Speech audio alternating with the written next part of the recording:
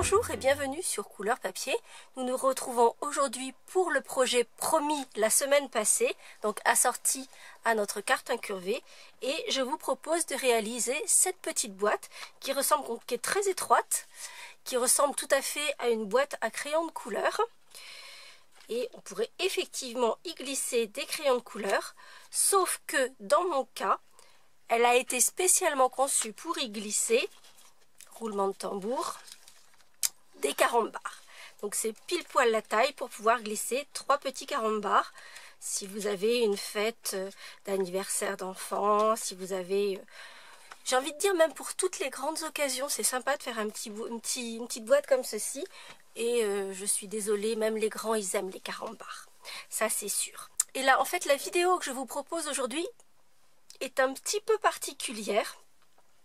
Parce qu'en fait, je ne vais pas réaliser une boîte avec vous, mais je vais en réaliser 8. Et en fait, l'idée, c'est de vous montrer comment produire des petites boîtes pour des grands événements, quand on a à en produire plusieurs à la fois, voire une grande quantité, puisque c'est effectivement le cas pour moi, pour ce petit projet.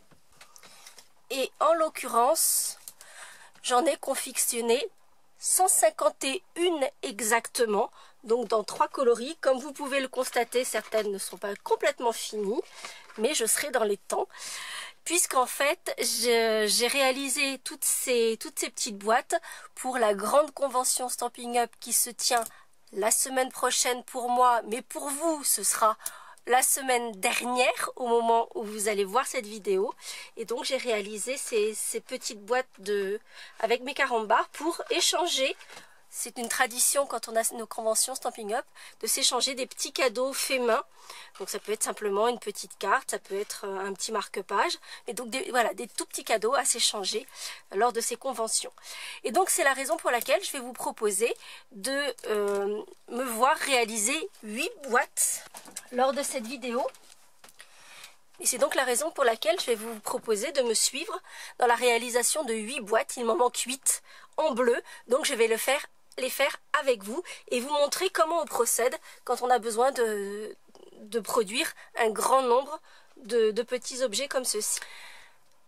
Donc pour mes 8 boîtes et pour cette petite boîte crayon de couleur qui pourra accueillir des crayons de couleur ou des carambars, il me faudra donc au départ un rectangle de papier qui mesure 4 pouces 1/4 par 5 pouces 3/4. Comme d'habitude, je vais vous donner les mesures en inches parce que ce sont celles que j'ai utilisées pour mes boîtes. Donc sur cette vidéo, je vais vous donner les mesures en inches. Sur le blog, donc en cliquant sur la barre d'infos, vous allez retrouver les mesures également en centimètres. Cependant, dans la mesure où on est dans la perspective d'une production en nombre, l'utilisation de notre planche de marquage en pouces est vraiment notre meilleur allié pour ce genre de projet. Il nous faudra ensuite des chutes de papier, ici en brune dune et en murmure marin. Il nous faudra aussi des chutes de papier très vanille pour faire mes petites étiquettes. Alors les petites étiquettes, vous ne me verrez pas les faire pendant la vidéo, pour la simple et bonne raison qu'elles sont déjà toutes faites et prêtes à être posées sur mes petites boîtes. Vous ne me verrez pas non plus faire mes petits nœuds lors de cette vidéo, puisque là encore, ils sont tous prêts. Donc j'ai mes 145 petits nœuds, puisqu'il y en a déjà 5 qui sont placés. Donc vous ne me verrez pas les faire, mais comme vous le savez, j'ai une petite vidéo express pour vous expliquer comment faire les petits nœuds à la fourchette. C'est le genre de choses que l'on fait devant la télé machinalement, et on en fait 1, 2, 5, 25, 36 sans aucun problème. Moi je les ai fait dans le train, donc vous voyez, c'est le genre de petites parties que l'on peut aussi balader avec soi pour pouvoir avancer nos projets. En l'occurrence, placer la petite cordelette sur mes petites étiquettes, c'est quelque chose que j'ai aussi fait dans le train, parce que voilà, une fois qu'on a la petite étiquette de fête, on fait les petits trous, on met le petit lien et on fait un nœud. C'est le genre de choses qu'on peut faire à peu près partout, en attendant les enfants qui sont au match de foot. Voilà, il y a plein de circonstances pendant lesquelles on peut faire ces actions-là sur nos petits projets. Première étape, comme vous pouvez le constater, je pars d'un papier uni, mais j'y ai fait un petit décor. Et donc pour ce décor, je vais utiliser un set de tampons hôtesse qui s'appelle Thankful Life. Donc on a 2 petits messages en anglais. Et l'idée de ce set, c'est d'avoir donc un vase et de construire étape par étape en les superposant un superbe bouquet de fleurs. Sauf qu'en fait, moi je ne vais utiliser que ce tampon-là du set, qui ressemble à ceci, et qui va me permettre de faire ce petit semis de fleurs sur mes feuilles de papier. Donc ça va être ma première étape. Je vais prendre en ton sur ton, donc avec le coloris Doux Ciel, et je vais tamponner mes 8 morceaux de papier cartonné. Quand on veut faire un effet de papier à motif comme ceci avec un grand tampon, quand c'est des petits tampons, c'est relativement simple, on les met de façon aléatoire, pas très compliqué. Mais quand on a un grand tampon comme ceci, on va commencer par mettre un tampon au milieu. Et ensuite, on va tourner autour de ce premier tampon de façon à venir en mettre partout et surtout qu'il n'y ait pas un trou qui se retrouve au milieu, parce que si on commence sur les côtés, il y a 9 chances sur 10 pour qu'on n'ait pas la place de mettre un tampon entier au centre.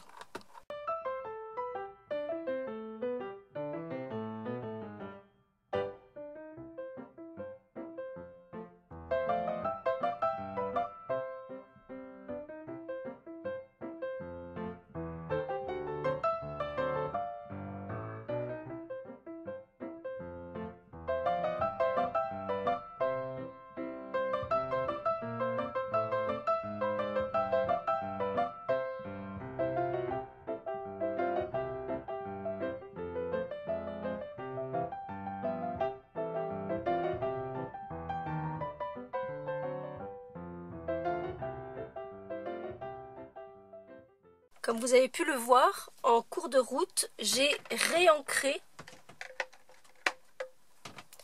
mon encreur, donc avec les petites recharges. Quand on part sur des projets avec des grandes quantités comme cela, c'est effectivement le genre de petites choses qu'il ne faut pas oublier.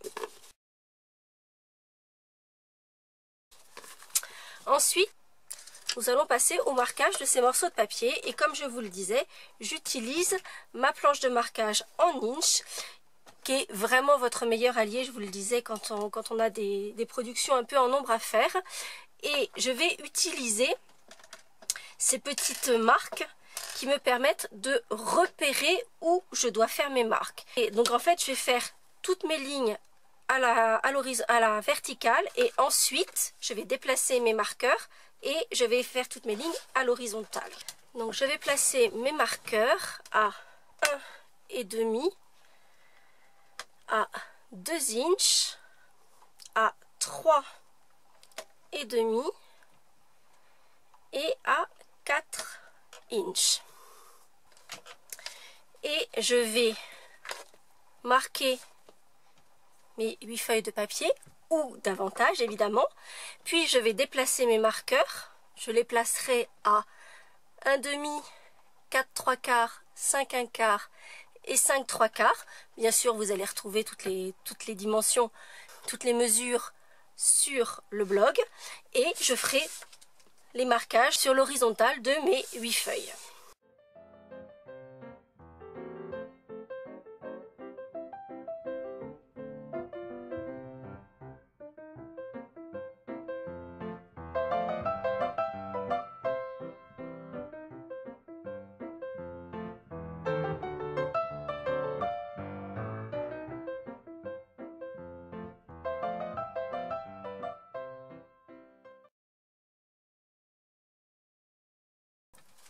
Une fois tous mes papiers marqués, je vais avoir à faire quelques découpes. Et là, je vous invite évidemment à vous rendre sur le blog pour voir exactement quelles sont les parties que je vais découper. Là encore, c'est le genre de choses où on a besoin de son morceau de papier, de ses ciseaux. Donc c'est le genre de choses que l'on peut faire devant la télé, dans un train, pas en voiture. Ou alors si on est passager.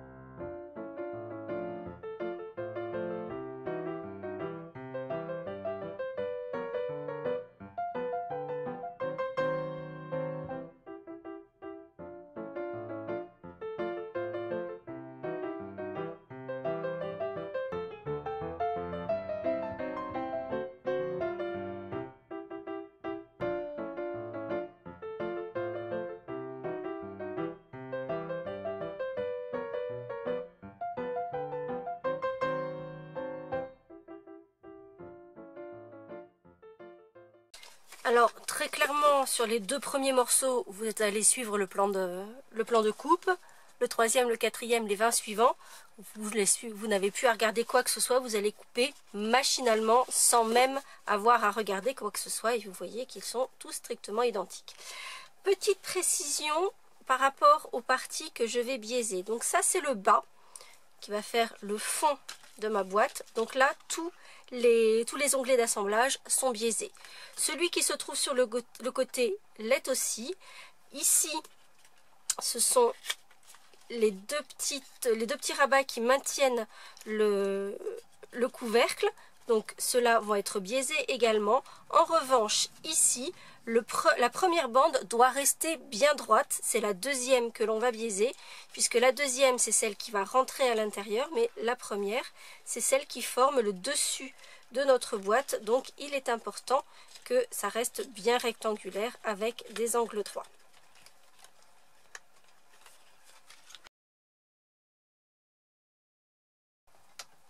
Étape suivante, nous allons à l'aide de notre perforatrice faire cette petite demi-lune qui nous permet d'ouvrir facilement notre boîte, et nous allons également marquer toutes les marques de pliage avec notre plioir.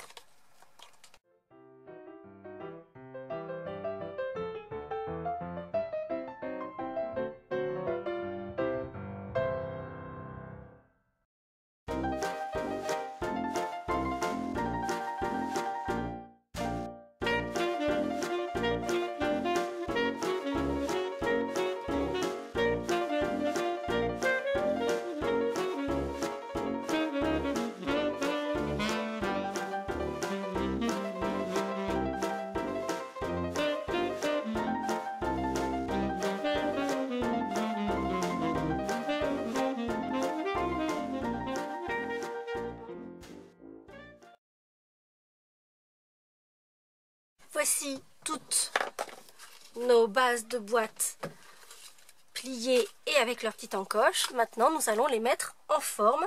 Donc, on va poser l'adhésif. Alors, ce que je fais, c'est que je le pose d'abord uniquement sur la partie du bas, parce que notre adhésif est un peu plus large que l'onglet d'assemblage, mais ça n'est pas grave du tout. Je vais donc poser mon adhésif uniquement sur l'intérieur de l'onglet d'assemblage qui se trouve en face de l'encoche, donc à l'intérieur de celui-ci. Ensuite, je viendrai poser l'adhésif sur l'extérieur de cet onglet-là pour que ça puisse venir se fermer comme ceci. Et la partie qui dépasse de l'adhésif, je vais la ramener sur elle-même et comme ça, elle ne gênera pas.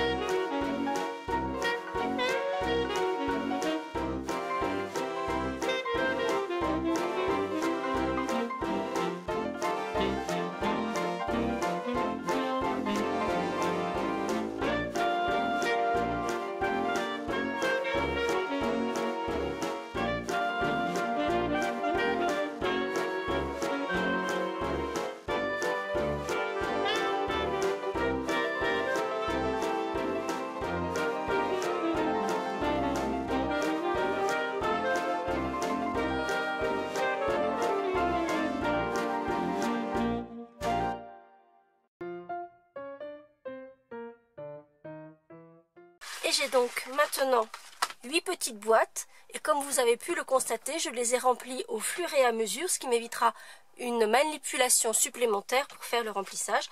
Là, les carambars sont à l'intérieur des boîtes et j'ai plus qu'à passer à la suite, c'est-à-dire la décoration. Nous allons donc maintenant prendre nos chutes de papier. Alors, petite astuce pour économiser du papier et aller plus vite également. Je vais donc ensuite prendre mes chutes de papier brune dune et murmure marin. En fait, je les ai découpées à dessin de la largeur des morceaux que je vais tamponner.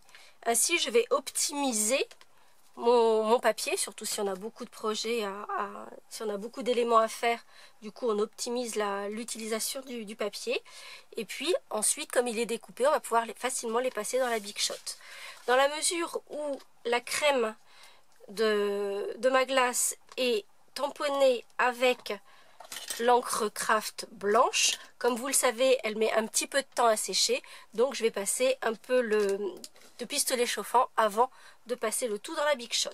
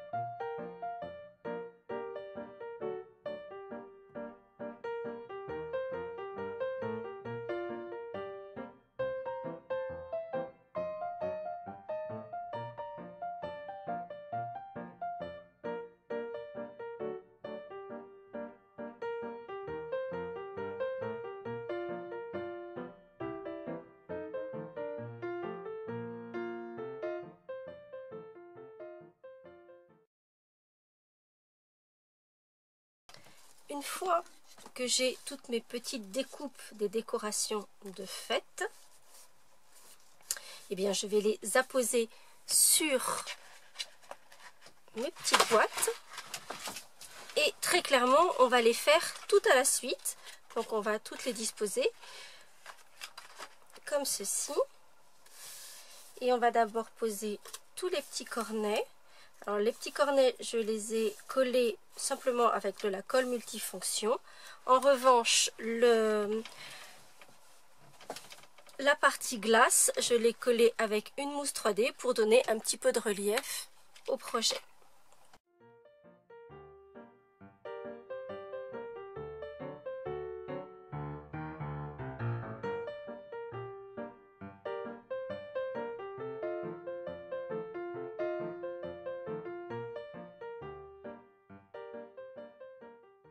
Pour la dernière étape, comme je vous l'ai montré au début de cette vidéo, vous ne verrez pas tout le processus puisque mes petites étiquettes sont déjà prêtes. Prises dans ma lancée, je les ai toutes faites, donc je ne vais pas refaire davantage.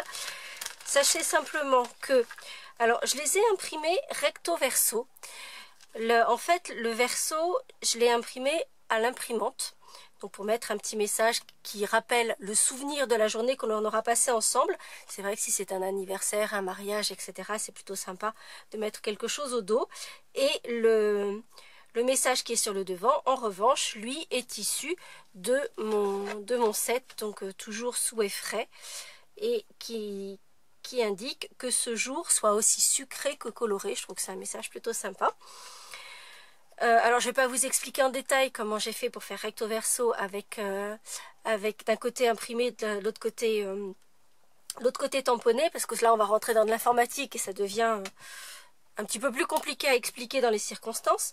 En revanche, si c'est un message simple, sachez que j'ai d'abord découpé mon étiquette et que j'ai ensuite mis mon petit message sur chacun de mes étiquettes. J'ai fait un petit trou avec ma petite perforatrice à main comme ceci et j'ai ensuite passé un petit morceau de ficelle de lin. Alors là encore, petite astuce, quand on a beaucoup de ces petites étiquettes. Vous avez vu, j'en ai fait 150, donc ça en fait quelques-unes. Pour couper vos morceaux de lin tous à la même longueur et rapidement, plutôt que de faire un gabarit, de recouper, etc. Ce que j'ai simplement fait, c'est que j'ai pris ma cartonnette de ficelle de lin, j'ai coupé avec mes ciseaux ici et là, et j'ai plein de petits morceaux qui sont juste à la bonne dimension pour placer sur mes étiquettes. Là encore, c'est une astuce qui peut être fort utile. J'ai donc mes petits nœuds à la fourchette, comme je vous le disais tout à l'heure. À la fin de cette vidéo, vous allez retrouver la petite vidéo uniquement consacrée à cette technique.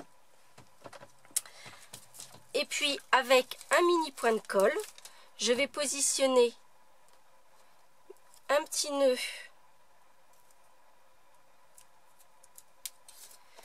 à l'endroit où il y a la demi-lune. Donc en fait, le petit nœud va servir à donner l'indication que c'est ici qu'il faut pousser pour ouvrir la boîte. Et je vais passer une petite étiquette dans le nœud, comme ceci. Et je vais donc faire ça sur le reste de mes petites boîtes.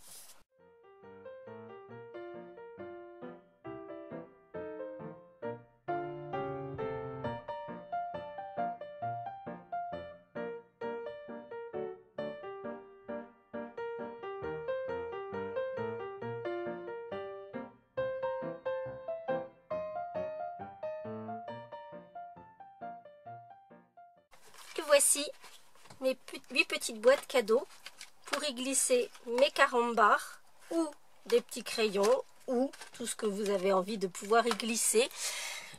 Comme vous avez pu le constater, je vous ai indiqué le temps que j'ai passé, le vrai temps sans accélérer, que j'ai passé sur chaque étape. Alors sachez que ça n'est pas du tout ma priorité lorsque je fais des loisirs créatifs, lorsque je suis dans mon atelier. Le temps m'importe peu. Clairement pour moi, quand je viens dans mon atelier, ce dont j'ai envie, c'est que le temps s'arrête. Donc c'est certainement pas de courir après lui. Cependant, il faut avouer que quand on a un projet à faire en nombre pour un événement, on a besoin de savoir un petit peu s'organiser, de savoir de combien de temps on va avoir besoin. Donc c'est la raison pour laquelle je vous ai indiqué le temps pour chaque étape. Sachez par ailleurs que plus vous faites des séries longues, moins vous passerez de temps par petite boîte en fait. Puisqu'en fait quand on répète le même geste, ça devient de plus en plus systématique. Donc si vous les faites par lot de 10, vous y passerez plus de temps que si vous le faites par lot de 100 par exemple. Et donc voici ce petit projet, j'espère qu'il vous plaira. Peut-être sera-t-il le petit cadeau que vous offrirez à vos invités pour une fête, un grand anniversaire, un mariage, un baptême, que sais-je. Et quant à moi, je vous retrouve la semaine prochaine pour de nouvelles aventures créatives. À bientôt!